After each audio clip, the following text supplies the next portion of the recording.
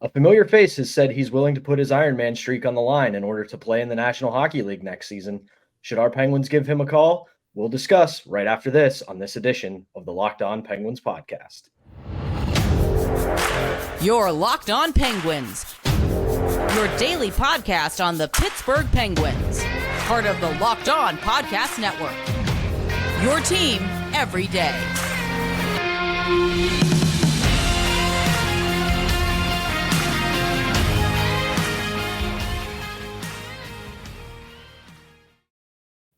Welcome, ladies and gentlemen, to another edition of the Locked On Penguins podcast.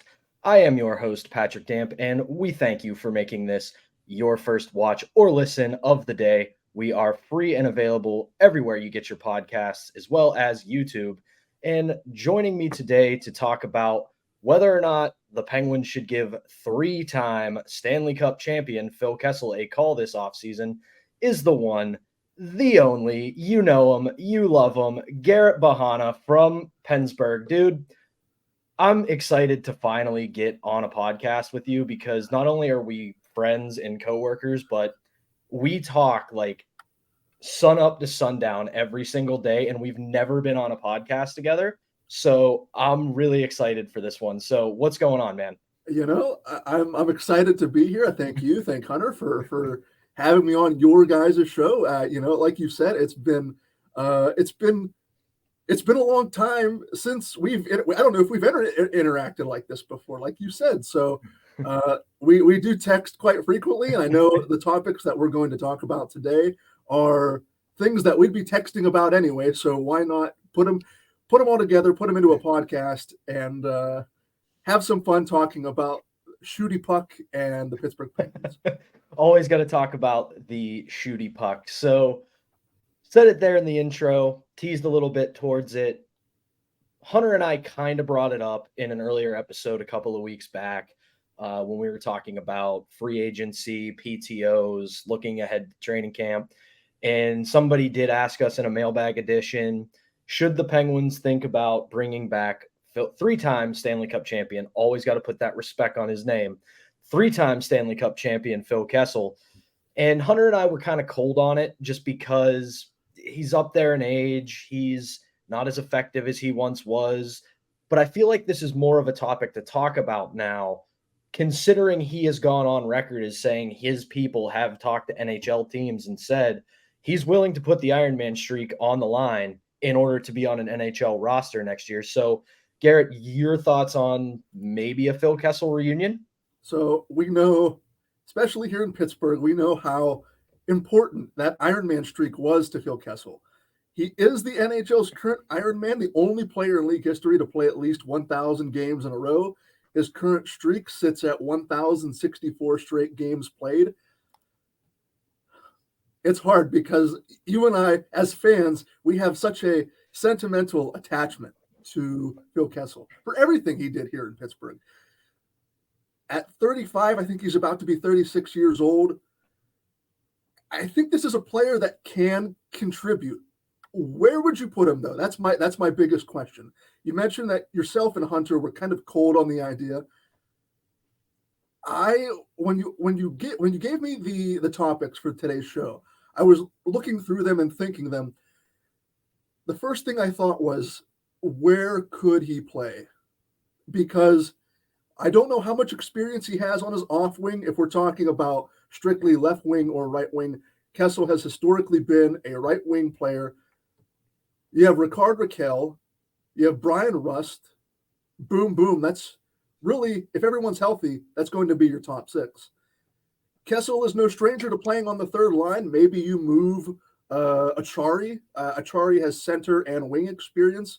Maybe you can put Kessel on the third line and have Achari center the third line, Lars Eller center the third line.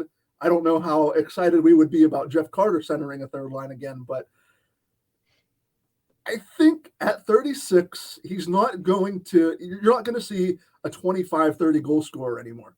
You are going to see probably someone, now that he's willing to set aside his Ironman streak, if you can get 15 goals out of him, I'd consider that a success. The thing I will say, when you brought this topic up to me, I was thinking, boy, I'm reimagining what Phil Kessel would be like on that power play. Just that right-handed shot on the left side, just feeding him, not even one-timers, but you get the puck on his stick. Historically, his release has been so quick that and that power play when he was on the team, it didn't run through Chris Letang. It ran through Phil Kessel. He was, for all intents and purposes, the quarterback of that power play. Exactly. So that, from that aspect, I know a lot of talk this offseason has been with Erik Karlsson's arrival. How good can this power play actually be? And I remember texting you when Karlsson was acquired. We were joking, maybe in jest, maybe not so in jest. We were saying, is it possible to maybe get 40%, a 40% conversion rate on the power play with Karlsson and Letang? But if you add Kessel into that mix, maybe it becomes a really kind of a reality here. All that is to say, I'm surprised he hasn't, at least to my knowledge, he hasn't been given a PTO to this point. I'm surprised he hasn't been. I think, like I said, he can still contribute 10 to 15 goals. If you put him in a bottom six role, I think his top 6 days are probably behind him. Now that he's willing to sacrifice, you could argue one of the most important things to him was his Ironman streak. He's willing to set that aside to continue playing this game. I have no problem with it. Give him a veteran minimum. I know the Penguins are up against the salary cap. So are the majority of teams across the league. So I don't know how much of a motivating factor money is going to be, but I would not be opposed to giving Kessel a call and saying, hey, our bottom six, it's not, the Penguins' bottom six isn't really in limbo. Kyle Dubas brought in a lot of players who have a heavy emphasis on defense, maybe not so much offensively. And we know Kessel has historically been the opposite kind of player, maybe not one to focus so much on defense, more so the offense in his game. But I think it would be a fun reunion. Will I think it happens? My analytical brain says no. My logical side of my brain says I don't think it'll happen. But I would just love a reunion just because I love Phil Kessel that much.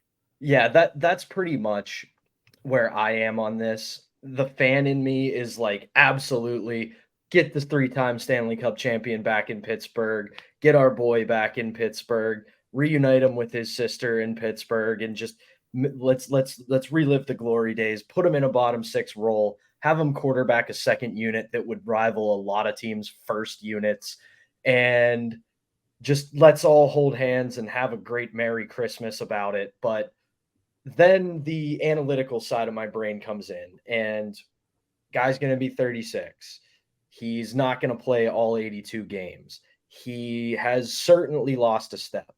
Is he ineffective now? Has he kind of nosedived in the way, say, a Jeff Carter has? Not really, but it's not far off. I love Phil Kessel.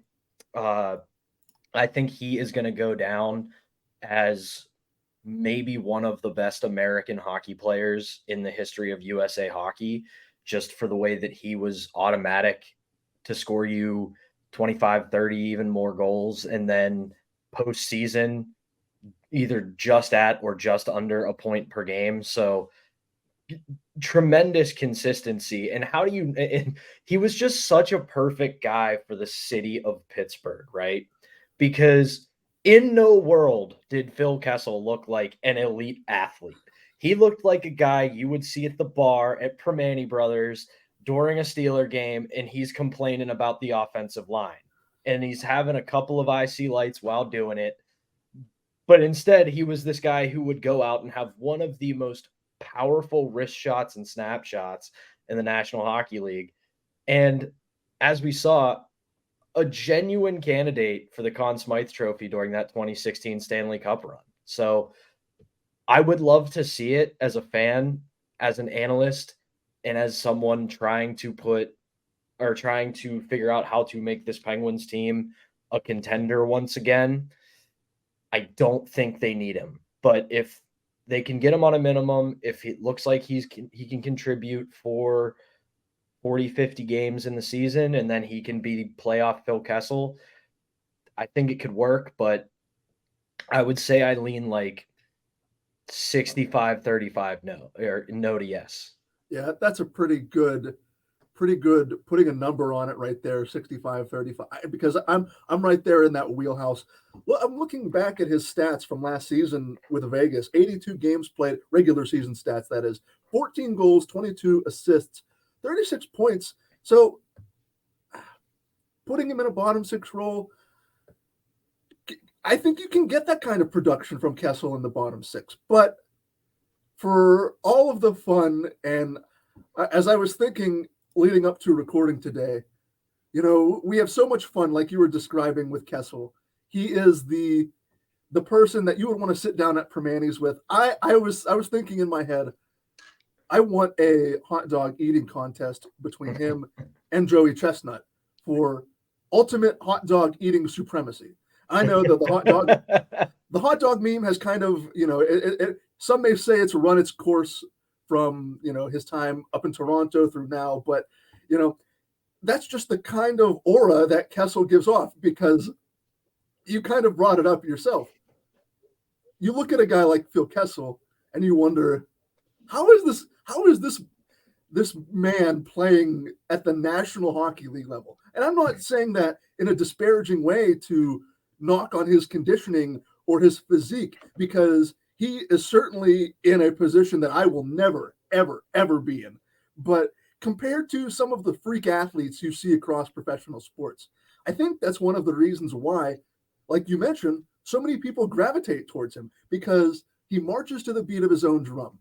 He isn't afraid to do things his way. And there were rumblings while he was in Pittsburgh that whether who you read, Mike Sullivan maybe didn't take so kindly to some of the things that he was doing in practice or in real game situations.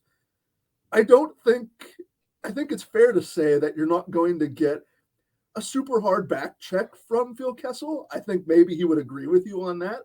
His game for his entire career has been predicated on a quick release, quick snapshot, quick wrister offense. That has been his game. And he has had success basically everywhere he went.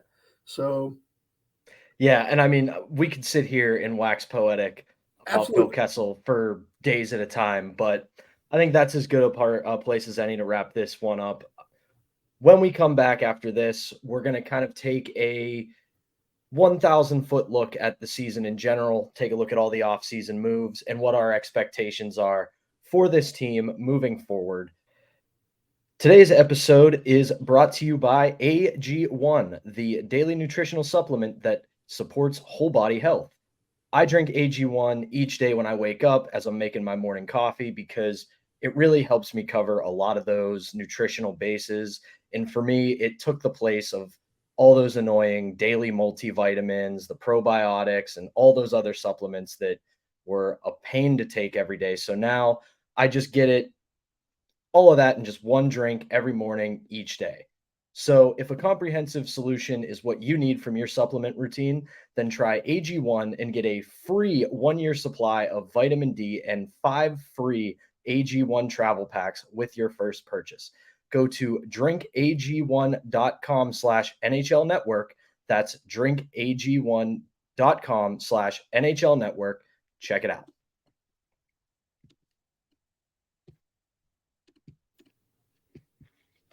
Okay, we're back here on the Locked On Penguins podcast. I am Patrick Damp.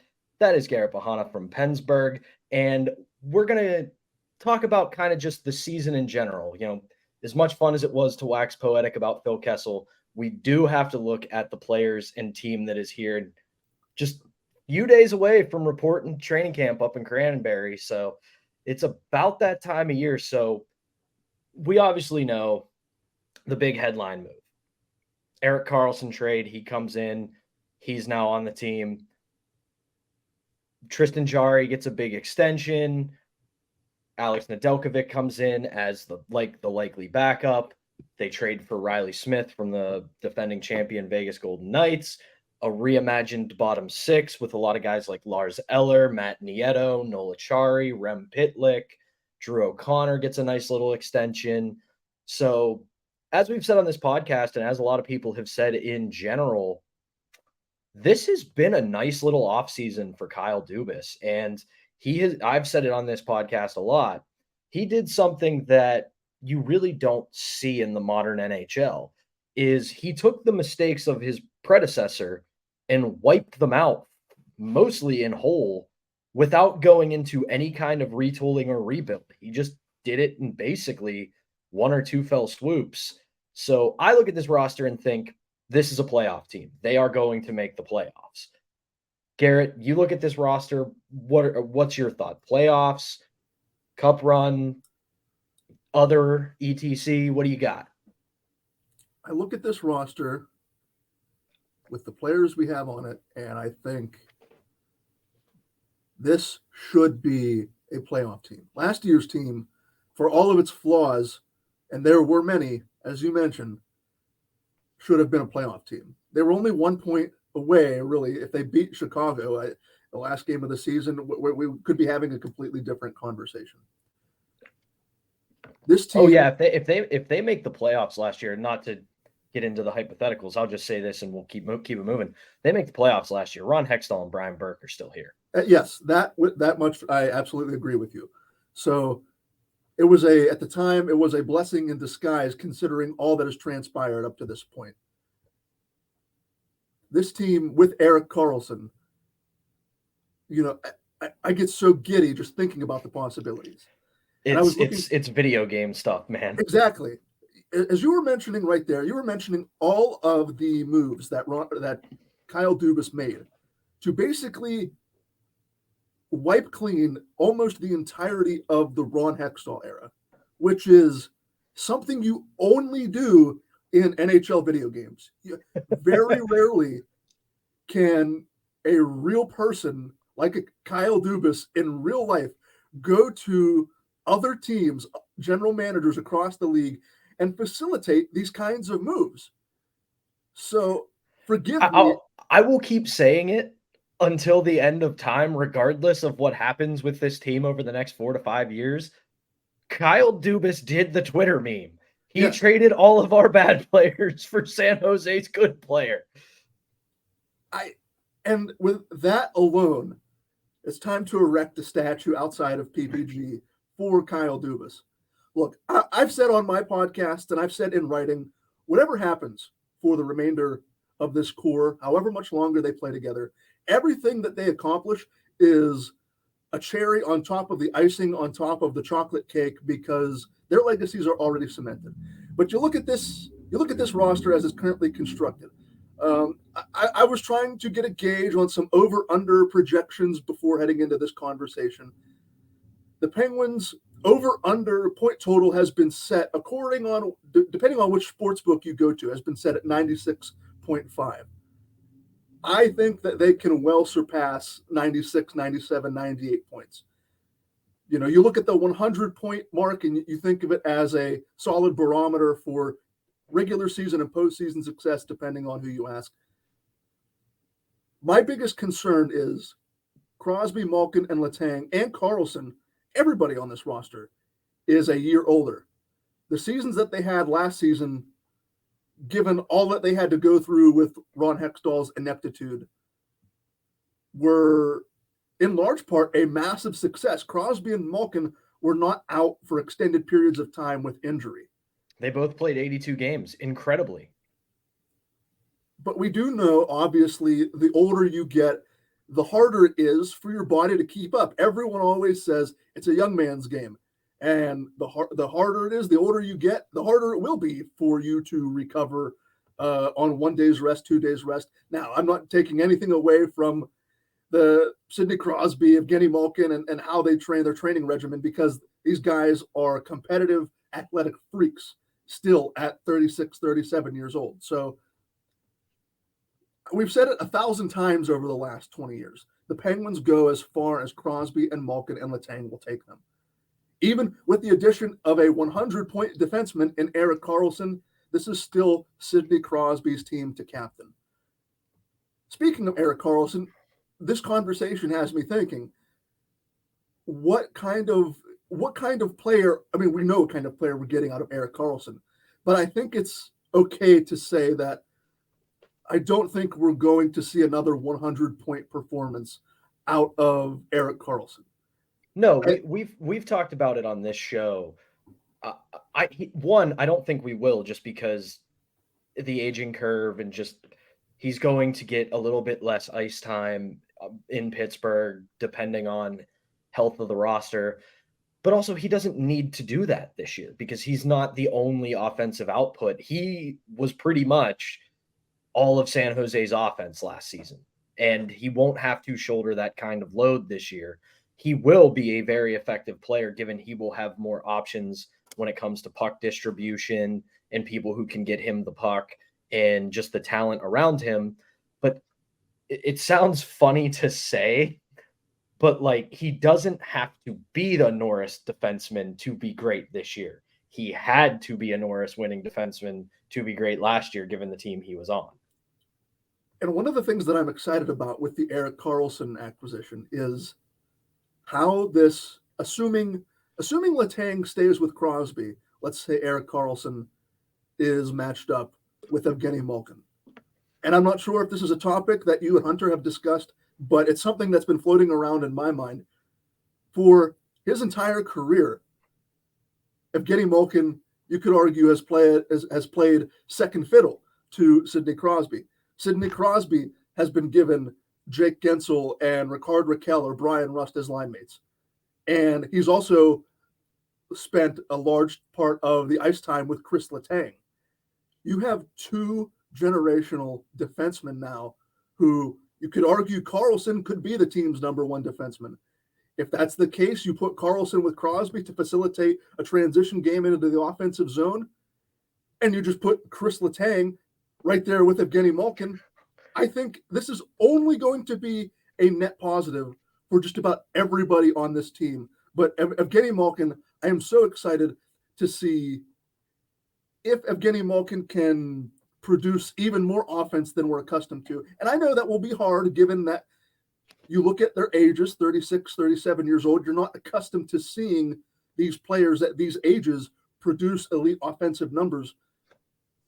But as we sit here in early September before training camp and preseason, the only thing we can go on is speculation and daydreaming about Erik Karlsson quarterbacking a power play and facilitating offense with Chris Letang and Evgeny Malkin and Jake Gensel when he's healthy and Sidney Crosby. That's all we can really go on until we see actual game tape of these players in action. So I'm sitting here and I'm thinking, between Letang and Karlsson, it's only going to be a benefit to the team's elite players as they continue to try and score points, goals, offense, all of that. Agreed. And I do think this is a playoff team at minimum. They have to make the playoffs. In a stacked Eastern Conference, they match up pretty well, if not with the top of the table, when it comes to a couple steps down, like those playoff contenders, hey, they're not the best team in the East or the best team in their division, but they're competitive. They're definitely right there. I think this is a team that is on the bubble of contention. Are they true Stanley Cup contenders up there with, some of the best teams in the NHL right now? Tough to say, because there are a lot of, I don't want to say question marks, because a roster like this, it's not question marks. I would say it's closer to what I would call uncertainty. Is Tristan Jarry going to stay healthy? Can Alex Nedeljkovic take a little bit of an enhanced role as a backup to give Tristan Jarry time off? Will this bottom six get some more push out of it? We know these guys aren't going to be as bad defensively as the bottom six was last year, but we also know they'll have the same kind of production woes just given their history. So you put all that together and you have a team that should very easily make the postseason. The way I see it, my expectation overall for this Penguins team this year as constructed prior to camp, make the playoffs, win a round. Again, I say this all the time. They should always chase the Stanley Cup so long as Sidney Crosby, Evgeny Malkin, Chris Letang, and now Erik Karlsson are on the team. You have those four, your goal is the Stanley Cup, no ifs, ands, or buts about it. At the same time, you look at it objectively as an analyst and think, okay, this is a team that can make the playoffs. This is the team that can win a round.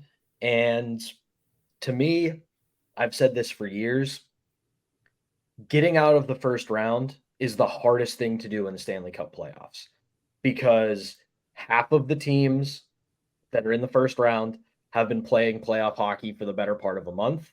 And the other half of teams have been just getting prepared for the playoffs and trying to get healthy. They've had their spot locked up.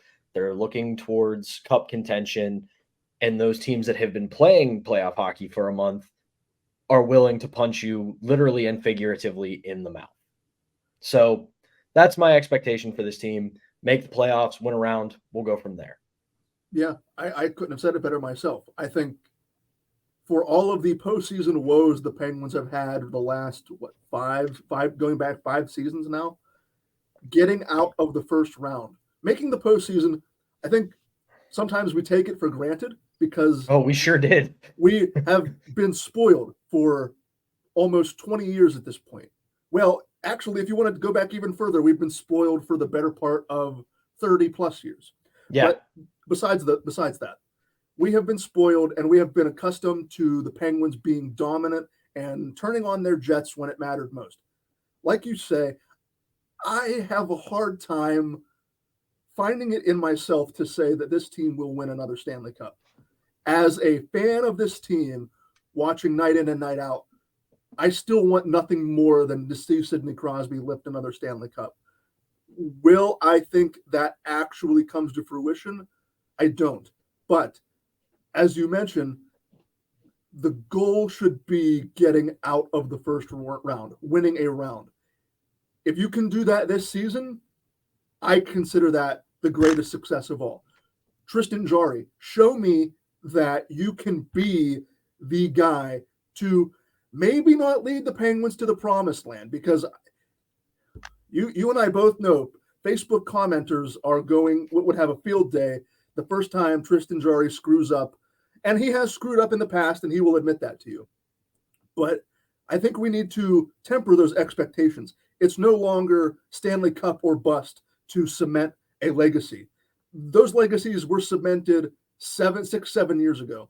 So I think getting out of the first round, having Tristan Jarry be healthy, and Crosby and Malkin and Karlsson for that matter, and Letang, because they have had their history of injury woes as well. So having your core healthy, having Tristan Jarry prove that he is the guy, all of that rolled up into a ball. I don't think this is the top team in the Eastern Conference. I think those days are behind them. But I still think that this can be an entertaining hockey team come mid-April. Yeah, absolutely. And I think that's a good place for us to leave that. And since, you know what, we had our main course and vegetables in these first 2 segments. So when we come back, we're going to have a little bit of dessert, because I'm sure at this point, you've all seen it on social media. Sami Zayn and Corey Graves at WWE Payback this past weekend came out swinging in Crosby and Lemieux jerseys. So we're having a little fun with that idea right after this. Welcome back to another edition of the Locked On Penguins podcast. I am your host, Patrick Damp, joined by Garrett Behanna. And right before we went to break, we teased this. You've seen it on social media at this point. If you are a wrestling fan, you saw it live at PPG Paints Arena on Saturday night at Payback, where Sami Zayn and Corey Graves paid a little homage to the hockey team that calls that arena home, and decided to put on a Le Magnifique jersey and a Sid the Kid jersey, drop the gloves, and do some fighting in PPG Paints Arena. So that got me thinking. It got Garrett thinking. I also got to say it got my guest from Friday, Josh Taylor, thinking as well. He kind of is upset that I didn't ask him to do this segment. But it got us thinking, past or present Penguins. Which ones would make good WWE superstars if they weren't NHL hockey players? Who would be lighting people up on the mic? Who would be handing out DDTs and super slams inside the squared circle? And who would we be making signs for when they came to Pittsburgh for a pay-per-view? I have a couple answers, Garrett. I imagine you do as well. So I'll let you take the first one, and then I'll get into it myself.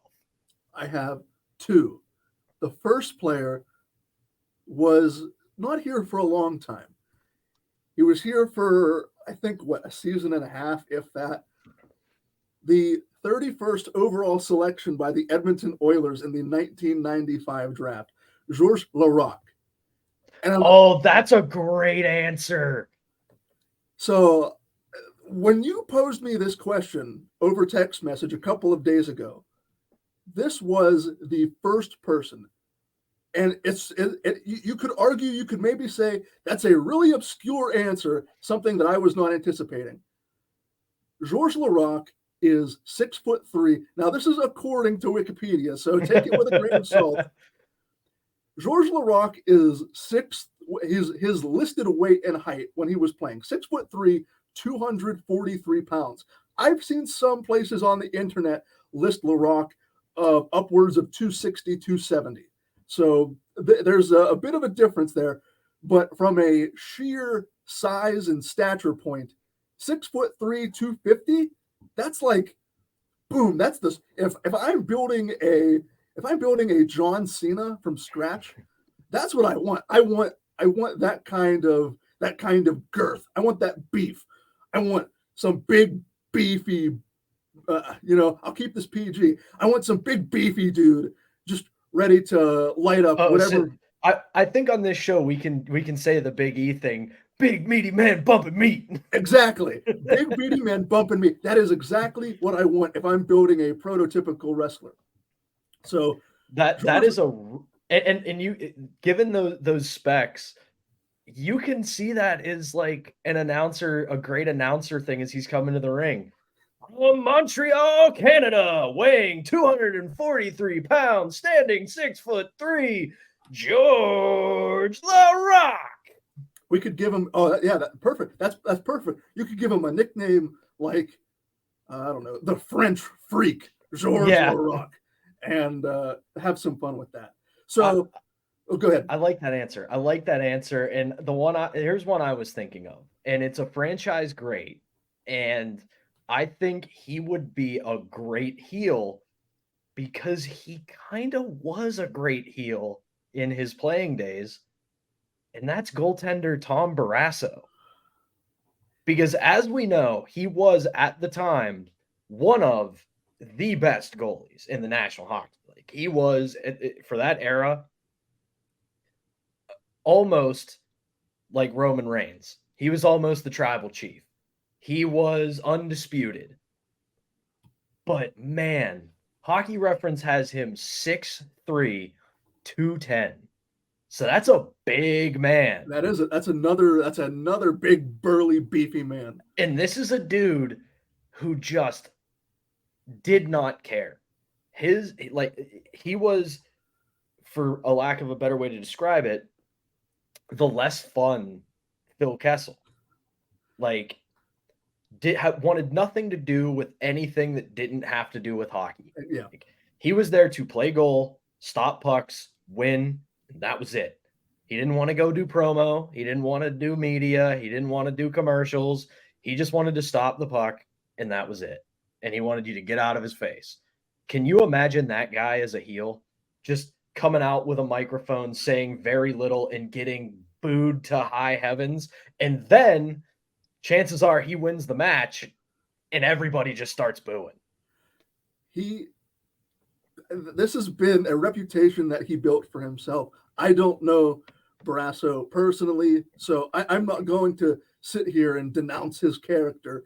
But stories have since come out during his playing days. He had an incredibly icy relationship, and I think icy may be putting it mildly.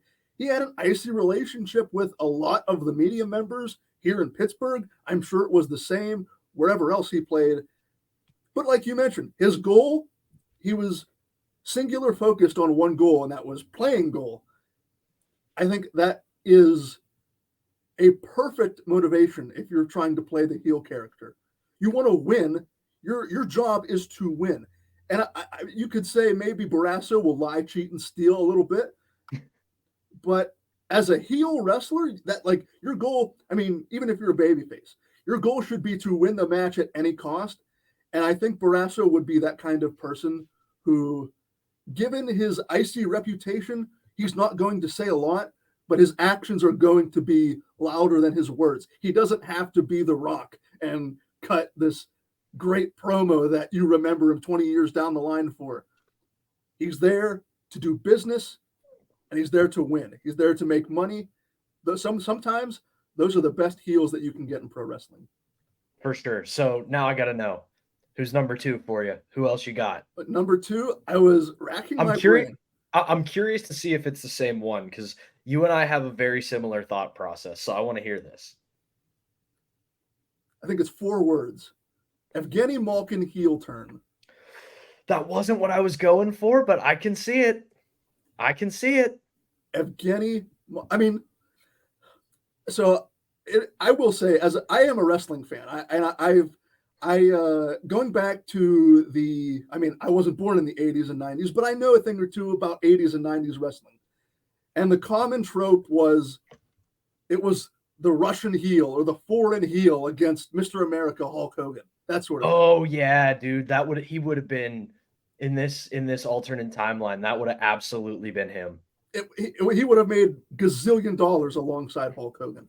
But it would have been capitalist freedom Hulk Hogan versus commie oppression of Evgeny Malkin. Think about it though. Evgeny Malkin has played second fiddle to Sidney Crosby his entire career. Now, I know nothing about the intricacies of professional wrestling, but if I'm playing second fiddle to a guy like Crosby, who gets all that adulation, who gets the awards, who gets the media requests, he gets all of that. Frustration is boiling inside me. I get none of that limelight, and you could argue I should be a number 1 center on 31 of the other teams in this league. And for my entire career, I've been on a second line playing second fiddle to, he will say, another good player in Sidney Crosby.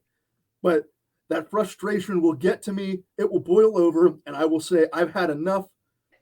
And Evgeny Malkin he's been the good guy for his entire run. And for so long, all of this frustration has been kept under wraps. And now he's finally going to give it to the fans. He's going to give it to the organization.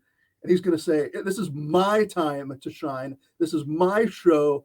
I should be the champion. I should be the one taking media requests, not Sidney Crosby. Dude, you know what? I'm just going to make it real quick because that was perfect and I can't add to it. The only other one I thought of, and he wouldn't end up being like a world heavyweight champion. He would never be the ultimate top of the ticket guy, but he would always be a fan favorite. He would have great mic skills and he'd have fun matches and fun promos. And that's Maxime Talbot. Oh, that's a fantastic answer. Perfect. Like he would have been a guy who's not going to headline WrestleMania. He's not going to be going for the world title. He might hold like a mid-card title, but he's going to be a guy who, when his music hits, the crowd goes nuts. He comes out, cuts a fun promo, wins. Like, he would be a guy who would put the next guy over. Yeah. Like, he would get into a feud with the next guy and then lose to that guy at a pay-per-view. But it would be a fun feud, and you would always be like, oh, man, I want to see Max Talbot win, but I still love him. So, like, I think Talbot would have been a great one. I was not thinking Max Talbot at all during this conversation, but for the reasons you give, he would be the perfect underdog in this scenario. He's not going to win too many matches. He's not going to win too many championships, but the fans will resonate with that. They want to see every now and again, I think, like you say, he can get a mid-card Intercontinental United States title tag team run, maybe with another hockey player turned wrestler.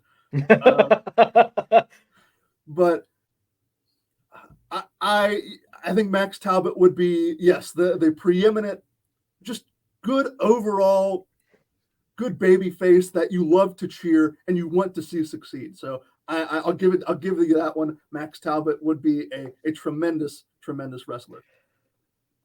Just like we could with talking about how much we love Phil Kessel, I think you and I could nerd out over our alternate timeline where NHLers become WWE superstars. But we got to wrap this up. This is going to do it for this episode of the Locked On Penguins podcast. Garrett, let our audience know where they can find you, find your work, what you're up to. Floor is yours, my friend. Well, Pat, as you well know, I work with you. I'm writing. I'm here in Pittsburgh. I'm writing for KDKA Channel 2 here in Pittsburgh. I'm writing at Pennsburg.com. I'm podcasting with Fans First Sports Network, doing a Pittsburgh Penguins podcast, much like this one, called the Skating Penguin Network. You can find me on Twitter, X, whatever it's going to be called tomorrow. You can find me there at G Behanna. I think that's about it. I don't have too many socials or things like that to plug, but boy, this has been quite the experience. I'll say that. Yeah, man, we're definitely gonna have to get you back on just because you are, no joke, one of the smarter hockey minds on Twitter, X, and the blogosphere. So I appreciate it. We got to get you a bigger platform because more people got to recognize the work. So appreciate you taking the time. And to all of you listening and watching, we appreciate you taking the time out of your day to listen to us talk about hockey. So that is going to do it. Thank you very much for listening to this episode of the Locked On Penguins podcast. I will be back on Wednesday. We'll figure out some fun stuff to talk to. Maybe I'll reach out and get another one of my friends on here, and we'll have a good time with that. So as always, thank you for listening. Don't forget to subscribe. Don't forget to rate us. All that stuff you hear on every podcast. And we will talk to you on Wednesday.